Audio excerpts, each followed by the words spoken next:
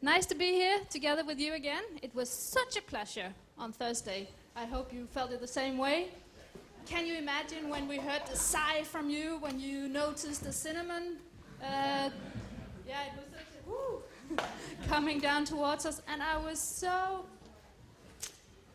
I'm a photographer, an amateur photographer as well, and I would very much have liked to take a picture of you when you were sitting with this one. Nobody took a picture, I guess.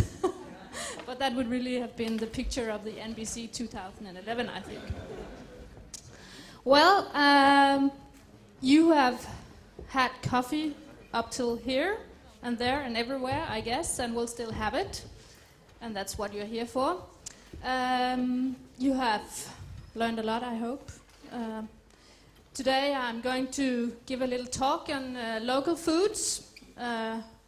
As you might know, also those of you coming from overseas and everywhere else, the Nordic Kitchen is such a trend.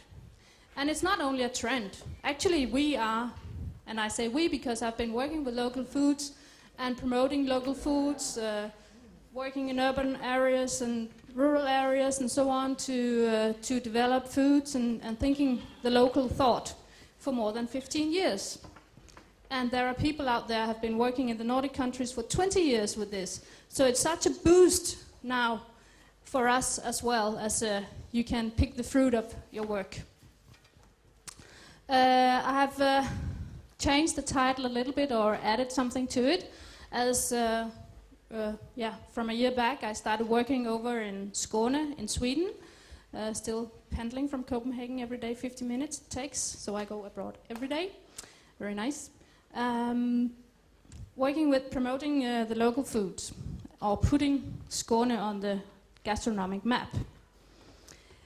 A little overview.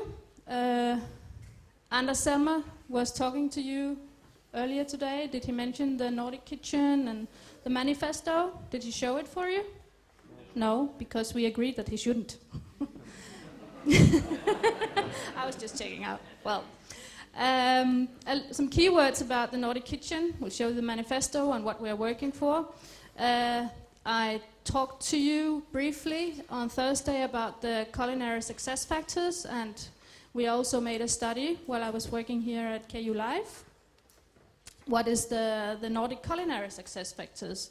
And I mean, what does our kitchen look and taste like? We know that, but maybe it would be nice for somebody else also could be able to read it.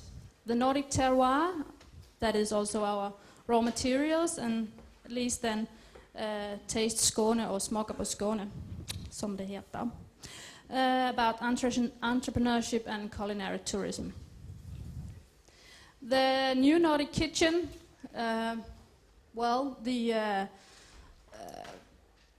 was established, or at least there was the Nordic Kitchen Manifesto back in 2004, when 12 prominent chefs from the Nordic countries met in November weekend at Noma. And they were talking about how can we promote the local food, or the Nordic food. Also, we should think about this is reinventing our Nordic kitchen, reinventing our food culture. Because as it is today, we are not as proud as the French or as the Italians or whatever about our kitchen, but we really have something to be proud of. And that's what's the main idea behind this. What would the Danish be without their smørrebrød? What would the Swedish be without their surstrømning? And the Icelandic without their stinky fish as well? Well, you know the stories. I don't need to mention them to you, I guess. We will have some more examples throughout this lecture. I will ask you for something, at least. The manifesto, first 3 points here, are talking about the purity, the freshness, the simplicity, and the ethics about our foods. And also that the food should reflect the seasons, because we actually do have 4 seasons up here. In Lapland, they would even say that they have 6. We should base the cooking on raw materials that are especially excellent in our climate, the landscape, and the waters. And that's what I will be focusing this lecture on, but there are 6 more so-called rules. It's about cooperation, it's about local self-sufficiency, new applications on traditional foods and so on. I will actually talk a little bit about that when we come into this Taste Skåne thing. The welfare, of both producers and products. The Nordic Kitchen Manifesto should as such be seen as a dogme, as you know from the movies, and only it's not a fixed set of rules, it's just something that you can apply to your kitchen, apply in your everyday life, and so on. It's an inspiration. I've taken, showing you a picture here from Erwin Lauterbach, who's the Danish grand old man when it comes to local food. He actually already began in the 70s to promote the Danish food. Why don't you eat in season? Why don't we eat these fabulous berries that we have, or rhubarbs and so on? And he's still going strong. He should be a pensioner by now, but he's still going strong. Or he's close to being pensioner. Our raw materials, what we call terroir, is also being translated or interpreted as the sense of place. When we talk about the Nordic terroir, we like to bring in the story, the culture, and the processing of the food as well. It's not strictly soil and climate and what you're used to from, for instance, coffee. I don't know. Do you think about the story of the coffee when you think terroir? Yes? Is that something new, or have you always done that? Newish. Yeah, newish. So I guess it comes from the fruit trends, right? You want to know the story behind. When you go out, you meet the coffee farmers. You bring back a story that you can actually tell your customers. And that's the same thing we have going on here with the Nordic Kitchen, the Nordic terroir. So this is what point 3 is all about. I'm showing some happy goats running down there. Soon they will be meat, or they went meat, which we did a little study on, actually. I will show you some pictures later on. But why should we eat local foods? Any good ideas out there? Climate? Yeah? Sorry? For a climate? Like you don't have transportation? Sorry? More fresh. I like that, yes. The freshness. The closer, the fresher, right?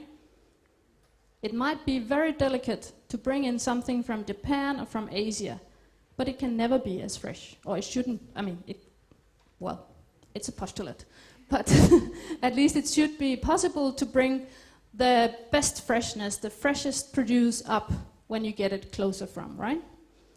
Any other good reasons for it? Sustainability, yes. And in what terms you mean sustainability? Yeah. Yeah. The consciousness about the farmers and who are actually delivering.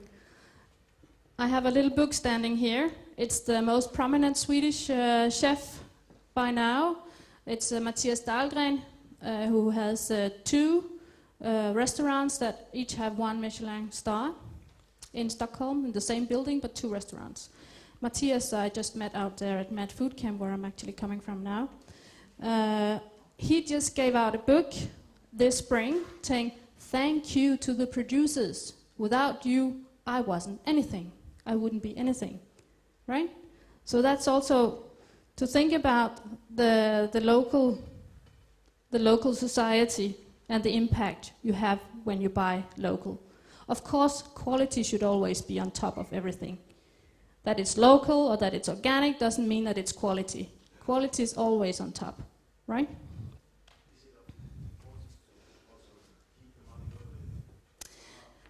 Yes, that's one way of thinking about the whole society. But of course, as a consumer, it might not be the first thing that you think about when you buy local tomatoes or local apples. Yes, of course. Of course. But as a consumer, you might not think about that in the first term, but other consumers then might think, as you just suggested, that I think about the farmers if I buy local, right? I will give you some examples of some Nordic ingredients. There are lots of them. The berries, the mushrooms, the wild, the game meat, I mean. Yeah, you name it, we have it all. But one thing that is a bit controversial now and then, the rapeseed oil, or as the Americans or Canadians like to call it, canola oil, because they don't like the first part of the word. It's true. You can find it on the net. Why it's called canola oil? Because Canada Oil Association, canola oil, right? Reinventing or rewording. Our Nordic gold, with the taste of nuts, flowers, and hay, there are chefs believing it that they would never ever use rapeseed oil because olive oil is the best. Well, from my point of view, this is not about what is the best. It's the diversity. You can choose. You can choose as a consumer, you can choose as a chef, and so on. And that's what it's all about, diversity. This picture is from a Danish, I should say, prominent farmer called Hans Hansen, living at the island of Bornholm, which is actually, Bornholm is somehow the flagship of Danish local foods. He has been working on the rapeseed oil for, I think, 10 years now, 15 almost. But the thing is that you used to use rapeseed oil for fuel, yes, and you still do it.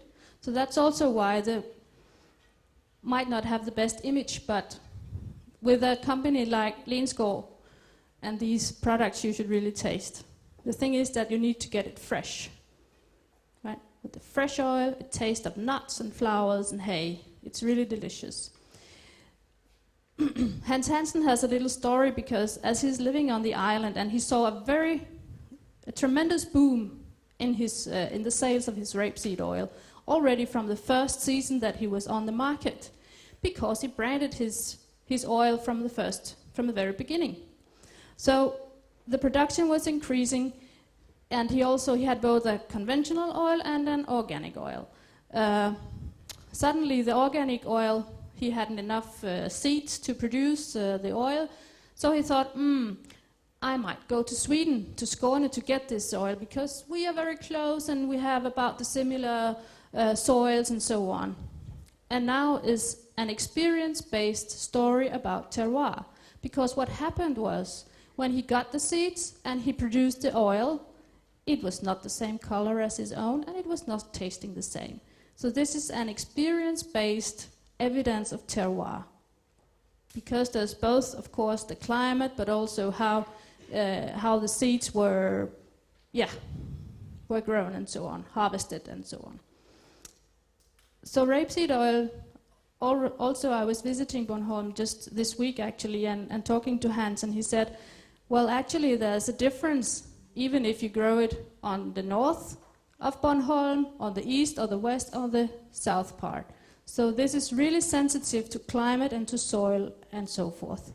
So this is a very strong product that is very strongly influenced by the terroir in traditional terms as well. A good friend of mine in Finland, Bertalan Kalambosi, who's an Hungarian guy, has been working in Finland for 25 years for bringing up the herb production, as they wanted to see what kind of herbs could grow in Finland for a business point of view. So he has been studying this for years and years and years. What we hear always, if you know Klaus Meyer from here, or if you know other people that are advocating the Nordic Kitchen, they will always say, well, things up here, they taste much better because of the light, the climate, the long sunny nights in the summertime and the cold winters and so on. But this is not true for every product. Herbs is one of these products that you can actually, it's very dependent on what kind of herb we are talking about. And I will show you a little bit of that. What is important is the yield, of course, how much can we harvest, the oil content which you are paid for, and also the content of aroma components, the essential oils we call that. For Angelica, that is kvarn in Danish, and I believe in Norwegian as well, there is very much dependency on terroir. You can see the oil content is much higher when you go to Finland than compared to Germany and Hungary. If you compare this essential oil, which is what the farmer is paid by, you can also see that these Lapland resorts of farming, farmers up in Lapland, and also Norway, it's very much higher than in Germany and in Hungary. So that's why this actually quite fast became a business for the Finnish farmers. And that's the Angelica root that you can use for pharmaceutical use actually also, or when it's mostly used for that actually. Caraway. Finland is about the biggest caraway producer in Europe nowadays because it has been studied so extensively in Finland. But actually there's found no difference when you compare it to Central Europe. So here you have another example of there's no difference, you can grow it everywhere and the yield is the same and so on. Thyme is even more specific because then you can have differences between varieties, and also if it's grown in the northern part of Finland and the southern part of Finland. So you see there's a really not ambiguous results when we talk about terroir, and that's, I think it's important to know when you hear about this, but it's always the climate, the long sunny nights in the summertime, the cold winters and so on. Then you know that it's not always true. It's not, but of course the story is important. Yeah. But the question is, do we need or not scientific evidence for the terroir? Well, maybe not. Here are my little goats again. The goats on the left has fat, intramuscular fat, marmorated, and this has nothing. You can see it's much smaller muscles. Which of them has been living on the farm, and which of them has been living outside in the mountains, you think?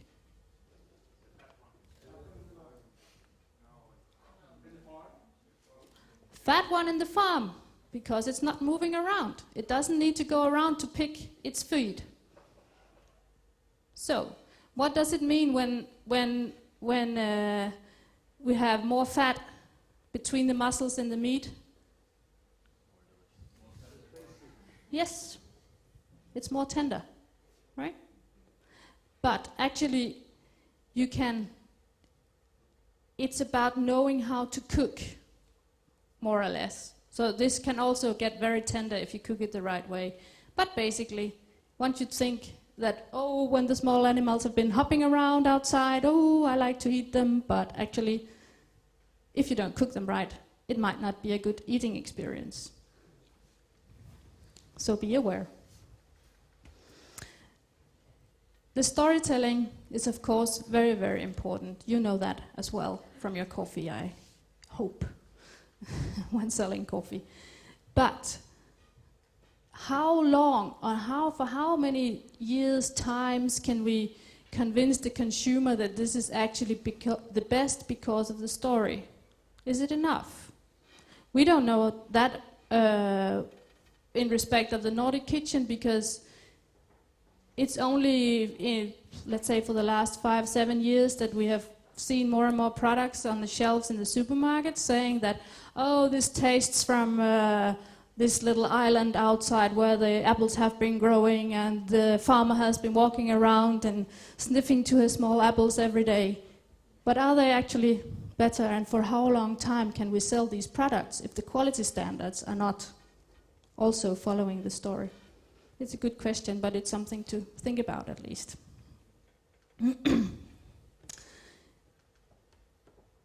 I will continue with the culinary success factors. And I mean, if you have any questions, just abrupt me, because I think I'm talking a little bit fast. So much on my heart to tell you. Going from the raw materials to the actually food, the dishes in the restaurants, how they are perceived, we are not going to talk about today, but more or less how the chefs see their dishes when they prepare, when they create, and so on, when they are innovative. You remember, or might remember at least, the 6 culinary success factors from Klosse. It was something about the name should fit the dish, and umami should be present, and there should be rich flavorness, and there should be a mix of textures in order for to having this complexity in texture. Well, we used this as a set-off for our little experiment. Not that we are going or wanted to identify the same kind of culinary success factors, but just that we were inspired by this study. But we wanted to identify which are the Nordic culinary success factors. How can we describe, or how do chefs describe our food? That was interesting. And of course, to find out what defines actually our typical Nordic flavor from the chef's point of view. So, in spring 2008, we interviewed 5 chefs in 4 of the 5 Nordic countries. Unfortunately, Iceland was not able to participate in this study. But it means that we were interviewing 20, or actually 21, prominent Nordic chefs. They should be working in accordance to the Nordic Kitchen Manifesto. Not that they would proclaim that they do this, but just that they were working with the local ingredients and thinking the Nordic way, the Nordic kitchen way. The chefs should also be spread geographically, so not all chefs from Stockholm or from Copenhagen or from Helsinki, from Oslo, but also in the rural areas. They were selected by 3 experts. It was not us that selected them, but some expert within the food field, food journalists, for instance, or the chef from national teams. So what we did was we asked each chef to find 12 dishes that he wanted to present to us. 1 appetizer or a starter, a main course, and a dessert for each of the 4 seasons: winter, spring, summer, autumn. And they were asked to focus on the motivation for why they selected this dish, also on preparation methods, the origin of the raw materials, and of course describing the dish sensorily. And it was really such an enthusiastic bunch of people, exactly like you, wanting to share and spread out the knowledge that they have and so on. It's a nice bunch of people. Just run through the lists here. Very renowned chefs, Michelin star chefs and so on.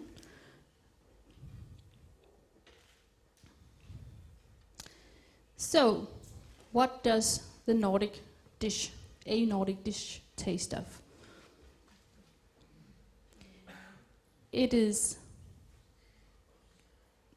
acidic, there's some sweetness, and there's some saltiness, which we call a balanced basic taste dimension. So no fine notes of, everything you could call it. But down to the basics. It would be buttery. The dairy sector doesn't deny itself here in Nordic countries. Nutty, roasted, and caramel, all saying something about the preparation methods. Frying.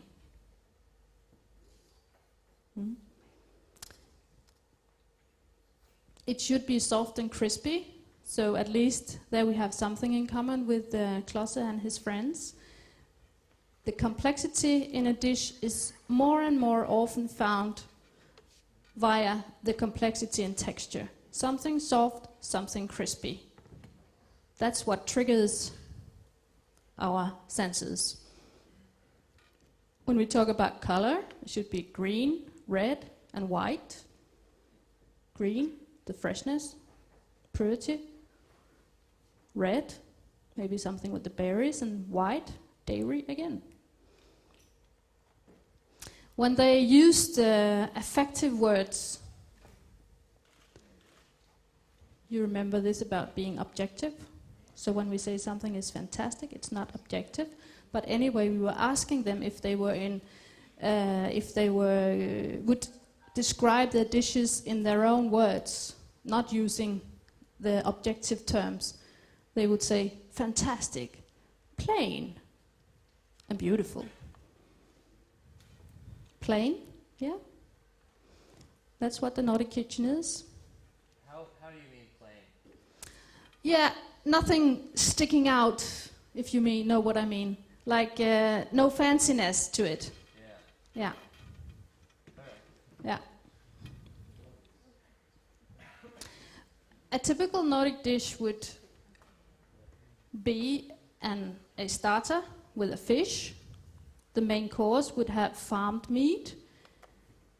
We eat a lot of meat in the Nordic countries. And a dessert with berries.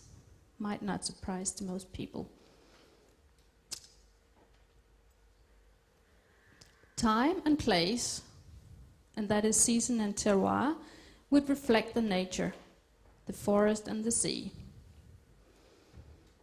It should be fresh and locally produced raw materials, organic raw materials whenever possible.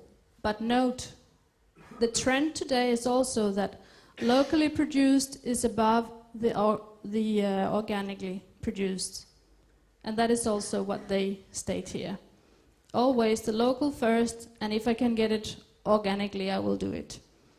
One of the restaurants actually claimed to have an organic percentage of 80%. That's geranium here in Copenhagen with Rasmus Kofoed.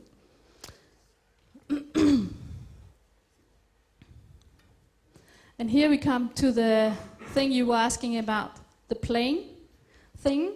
Preservation of the natural characteristics of the raw materials.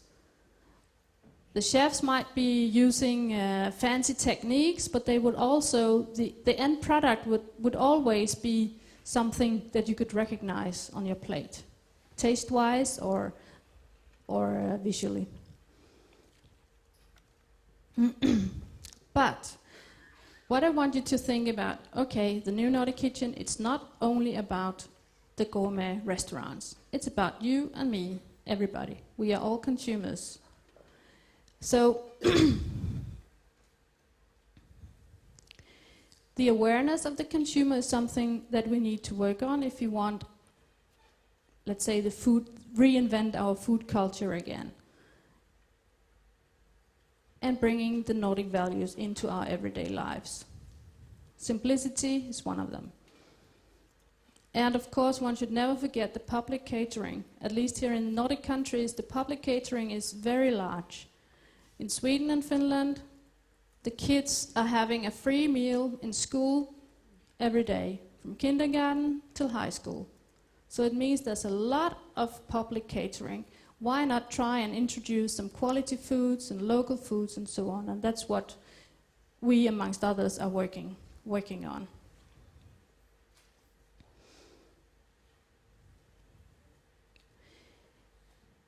Some of you might have kids, so studies show that parents become more aware of what they eat when they have children. But one should also never ever forget that we are getting older. So one day when we end up in an elderly home, why not have some quality local foods? Today that is not the case, unfortunately, but in many places people are working for this as well. I don't know if you ever think about this, but go home and take this message with you. be so kind.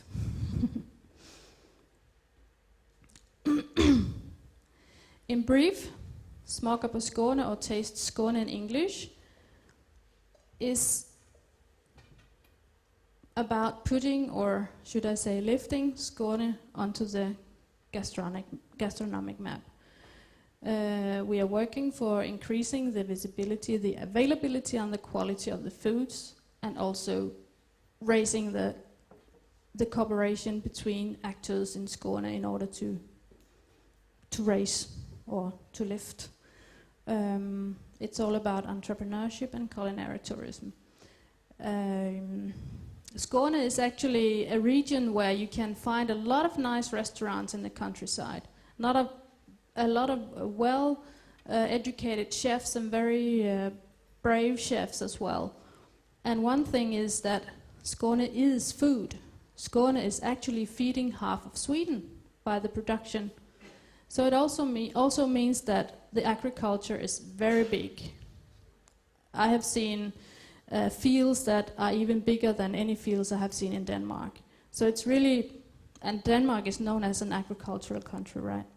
So it is hard to get a word in when you are advocating the local products, because when Skåne is feeding half of Sweden, it means that all the raw materials goes out of the region. Today it's not even processed in the region. And when it grows big, the farmers and people around them don't think about the quality. So it's hard work, even though Skåne is already in many people's consciousness, at least in Denmark, that Skåne there is food up there, and it's good. But there's a lot of things to do. But how can we as customers, or how can we as consumers increase visibility and availability? How can we help here? Stupid question maybe, but what do you feel about this? Make it affordable. And how can we make it affordable? Yes. What? Taxing. Create a demand. Yeah. You have to ask for it in the shops. Why can I not buy these apples from Skåne? Why do I have to buy Chilean apples? And so on. That's the way of doing it, creating a demand. I said that the agriculture in Skåne is very large, but actually we do have about 800 small-scale producers. And I should say Skåne is about the size of Zealand, Copenhagen capital area, and a little bit further on. There are about 140 farm shops, which is quite an amount when we compare it to Denmark, for instance. And it's still growing. Within the last 5 years, it's been more than tripled. So it's really a tendency going up. But do the farm shop, all in all, create the availability that we want?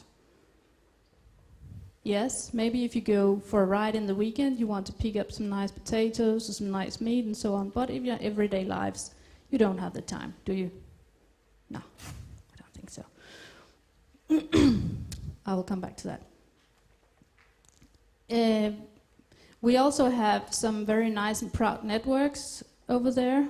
A European one called the Regional Culinary Heritage, which is working for restaurants and producers. We have a Skånska Matupplevelser, which is a restaurant network trying to create a demand and trying to raise the visibility of Scandinavian food. We have something called Matrundan Österlen, which is a whole week where you can travel in the area of Österlen, which is the eastern part of Skåne. You can travel, I think it's 10 days round for about 30 restaurants and producers, farm shops and so on to taste food. And that's very popular. About the availability, of course the farm shops is not enough if we want to create a demand for the local. So we started working on a retailers network with a lot of enthusiastic retailers, not a lot, but 6 actually, who wanted to display the local food. They did have some local foods in the shops, but they didn't know how to display it. So we built this concept, and as you can see, this is easily picked out in the shelf. You have the logo that you have up there, you can see on the shelves. You have the rapeseed oil from the local producer, and so forth. And really, we just validating this test period that we are running now over summer. It's brand new thing, this logo and the concept. And it showed that in one shop where the owner, he put on a small table, he had a tablecloth with the logo and really displaying it well, and then he was selling local rapeseed oil from a new producer, local producer. He sold 1,200 bottles in 2 weeks. Can you imagine? From going from zero, it was a brand new product, but because he could display it on the table, it was amazing. He was shocked himself as well. But there you can see what the visibility does, and also when you have this kind of visibility, you can also tell the farmers that this is actually a good thing, because there are many farmers that don't want to see their products, their quality, their babies in the shop, because they don't think that the shop owner can keep as good an eye as on the product as he can himself. But of course we have to train the staff in the shops as well. I guess you have to do that as well if you have some products in your shops that you want the story to be told and so on. Of course there must be some criteria when you work with a concept like this. You can't just put everything into such a concept. So for us it had to be simple and clear and very easily fulfilled. So the raw material must be from Skåne. The process also has to be made in, the processing also has to be in Skåne, which is the hard one actually. Most of the flour sold, or most of the bread sold, even though the bread is made in a wood-fired oven with a sourdough and it's very high quality, but actually only the producer of the baker of the bread knows that the flour might not be from Skåne. The consumer can never know things like that. So also in that respect, it's nice when you can display these products under the logo. Of course, you have to document what you're saying is right, and then to follow the traces of the products. What is really nice here is that we make the retailers meet the producers. And this might sound very boring to you, but I can tell it's really hard work, because today retailers, there are 3 or 4 big chains in Sweden and also in Denmark, in all the Nordic countries. So actually, roughly, you could say 4 people are deciding what we are eating, because they decide what gets into the shops, the chains, right? So in order to find these enthusiastic retailers, having them meeting with the producers that are, there are some very bad rumors running around about the retailers that, oh, they just want to take all the money from our product, they're dumping the prices and so on, but they are not. So this is really an interesting aspect of this, bringing the availability for the customer or the consumer when you go behind. So here is a little picture of one of the shops. Really nice and delicate, right? Well displayed. I must say, a supermarket like this, I have never seen anything like that in Denmark, for instance, or in Finland, or anywhere else in Sweden. It's really a place to go in Lund. What we are also working with is bringing out old recipes from the dust. So that was about reinventing the food culture of our Here you have an example of how we have transcribed an old recipe to something that is readable, and also actually many of the recipes have been gone through or in the kitchen as well. But most of all, we would like the chefs themselves to interpret, to make their own innovation and so on. But of course, if you want to make the recipes available for the consumer, for instance in the shop and so on, you need to elaborate on the recipes in order to make them understandable. I mean, who can understand let boil for 2 hours on a wooden-fired stove? Nobody has anything like that today, I guess. So how long is cooking for 2 hours and then electric stove or whatever?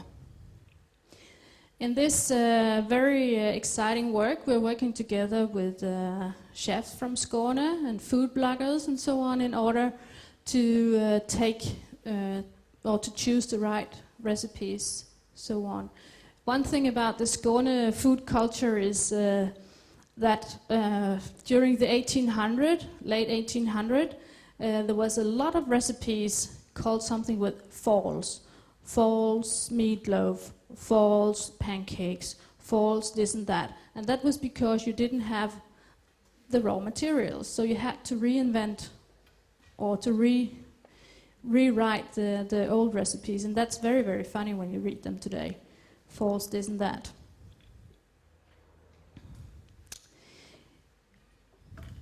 Jumping from shops and what happens on the plate with the Nordic culinary success factors, I want to finish this lecture about talking a little bit about the culinary tourism, because I think some of you might also be part of this. I hope so, because coffee is also something culinary, right? Ah, yeah, thank you. Should be. So when we talk about culinary tourism, we talk about trends. You have any thoughts for food trends these days? Local, yes, exactly. From nose to tail, using the whole animal, everything about sustainability and so on. Some more good examples? Seasonality, yes, and that's also what the Nordic Kitchen is all about, right? And I guess... Sorry? Traceability, yes, yeah. Yeah. What about honesty? Yes. Yes. You should say yes, all of you. Thank you. Sorry?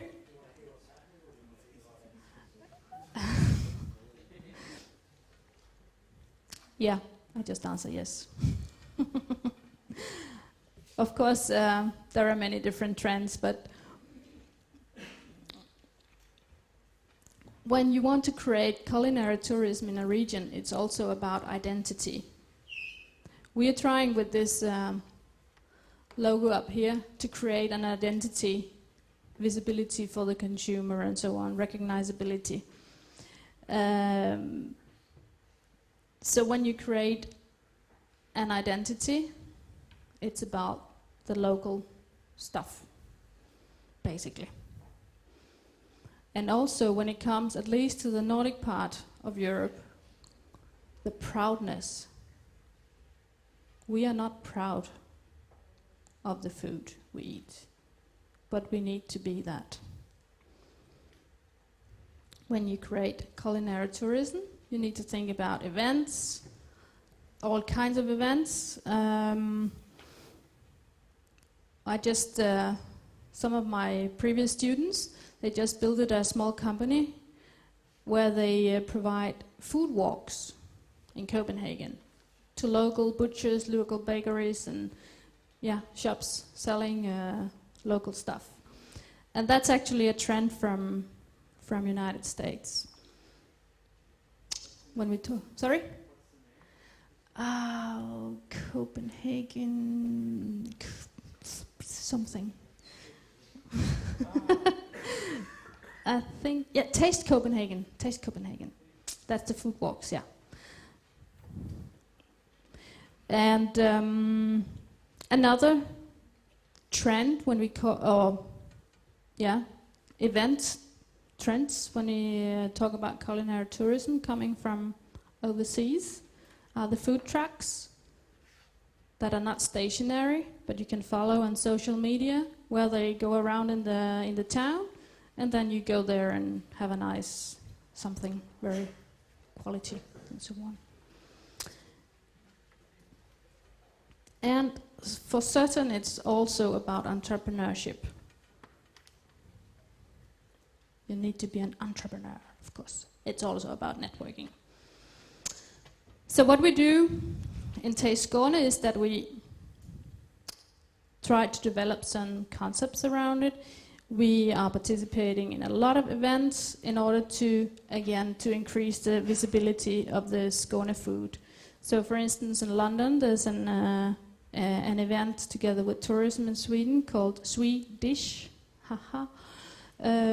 where 4 or 5 of our prominent chefs from the chefs network are serving some nice dishes on a buffet, and there will be lots of other things.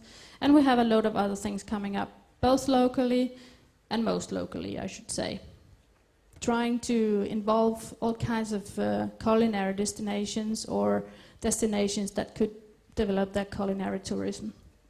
We are working with local beverages. Skåne is said to be the next big wine region. I believe that Denmark is far ahead from that, but never mind. We all have to learn. And again, what is funny here, what is the nice stuff, is that you bring the restaurants and the local producers together. And that's what it's all about, the cooperation. So, coffee and culinary tourism in Skåne. Did you know this? There's a small roastery out in Österlen, which again is the eastern part of Skåne that is really promoting itself. They have a bed and breakfast, of course, with a nice morning, freshly roasted morning coffee. And in the evening you can get a gourmet dinner at Wendel's Arles Stena from Anders Wendel, who is a very prominent chef around there. So, any thoughts for this kind of event in your regions? No? I think it's very nice. I tried to go there once, but it was all full. So, I heard somebody talking about the total experience as well when I was walking up there. And this is actually what it's all about. The local food, culinary tourism, creating the total experience. Stimulating the senses, of course. Do you think this way when you think food in your cafes or coffee bars, or creating events for your customers, telling the good story? Yeah? Yeah, sure, yeah. But combining food and coffee? Has anybody tried that? Yeah? Getting nice food with the coffee, or wine with the food and coffee afterwards? Maybe both. Sorry? Rubbing coffee on meat. Ah, yeah. Yeah. Yeah. Nice, yeah. Again, it's all about creating a total experience. I think this was galloping through this local thing with food. So, typical Danish Sunday lunch. Awesome. Yeah. Thank you so much. Thank you for me. Jannie.